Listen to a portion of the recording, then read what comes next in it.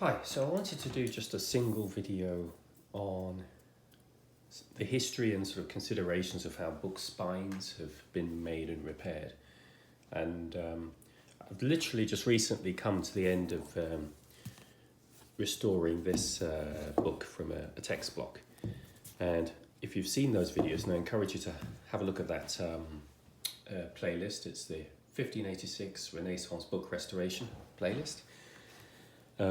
If you've seen that, you'll see that I really went out of my way to, in many ways, over-engineer the spine in particular with cardboard and various other components. And the result of which is, when you open the book, it eases away from the spine in a really nice way. So the question is, why would I do that? Is there an argument that, if this book were a cell phone, I basically built not a box when a simple plastic case would do? So there is a rationale to it, and it's probably worth just explaining the history of book spines, because it actually sort of goes around in a circle. So I'm going to start the story over here with a book that's of broadly similar age to this book that was restored. It's in this original vellum, as you can see. And if I open this up, you can probably see the vellum backs away very nicely from the inside of the book. So that means that this vellum actually has survived very well. It's flexible, because it has room to give. And so this has been a very sort of long-lasting binding, as you can see, because it's 400 years old. And interestingly, if I were to take a modern book, this modern book does exactly the same thing. The actual mechanism at the back here, where you have the outer spine maybe attached to a bit of card, but the inner spine flexing in, works in exactly the same way as the original vellum book did.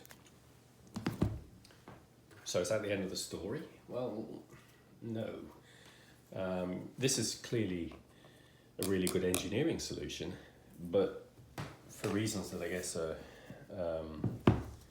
historical, there was a period, this is based on what I've seen in my collection, there was a period during the end of the 17th century through to maybe the early 19th century when there was a fashion with leather books to just ignore that and just glue the leather straight down onto the text block. And this is an example of that. This is from the collection I have of Histoire Ecclésiastique that I obtained from Germany. So this was bound in around the year 1720, 1730, something like that.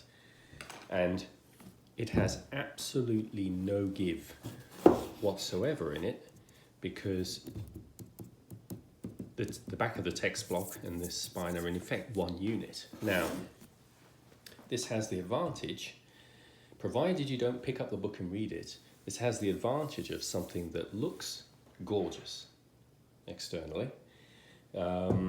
And these books, if they're left on a shelf, will look extremely pleasing to the eye. The problem is, if you actually read the book, you have to open the covers. And if you open the covers, all of the force is concentrated along this leather here. In fact, this leather basically acts as a pivot for the entirety of the book, like so. So this is going to wear the leather out relatively quickly, and you say, well, okay, aren't there twine, isn't there twine attaching a board in here? Well, there is, but once the leather cracks, the twine has exactly the same problem. It's acting as a fulcrum for the book because there's no give anywhere else. This is all stuck down. So the twine will eventually dry out, become brittle, and break as well, and the board will come off. And the same scenario applies if a book is repaired by rebacking and just gluing directly down to a text block. This is a recent acquisition, and it illustrates the same thing. There's I'm guessing a relatively recent repair that was done with this strip of red leather. But it was just glued straight on, as you can see there, by this chip at the top. And if you flex it, again, you see it's really giving here. And, if this book were to be actively read, I'd be surprised if it lasted more than a few months. If it sits on a shelf, it may last a couple of decades. But, the result is that this just doesn't end well. So as a result, that's why when restoring this, I went to the effort of doing all of this infrastructure inside the spine to allow for this flexing. So I guess the message is, if, my personal opinion, if you're going to go to the effort of restoring a book, particularly a book of this longevity, it is worth doing the extra piece of work to create, in effect, a double spine. So the inner spine, which is the back of the text block, that's glued down and reinforced well, and an outer spine, which is able to flex when the book is opened and closed. And that way, I think you really set yourself up for an enduring book. This book's nearly 440 years old, and I'm hopeful that this will see its second half millennium and beyond, hopefully, with this binding that's been done. Thanks for listening.